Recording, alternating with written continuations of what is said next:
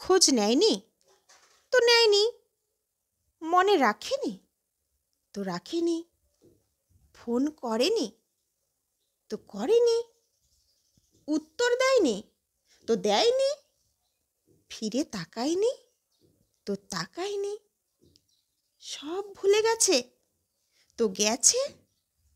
তাই বলে কি নিজেকে বিষণ্ণতার সমুদ্রে ডুবিয়ে ফেলতে হবে, হাসতে ভুলে যেতে হবে, আত্মসম্মান বিসর্জন দিয়ে মিনতি করতে হবে? বারবার বিতাড়িত হওয়ার পরও অপেক্ষা করতে হবে, পায়ে পড়তে হবে, নিজের ভালো থাকাকে এতটা সস্তা বানিয়ে ফেলতে হবে যা অন্যের উপর নির্ভরশীল হয়ে পড়বে?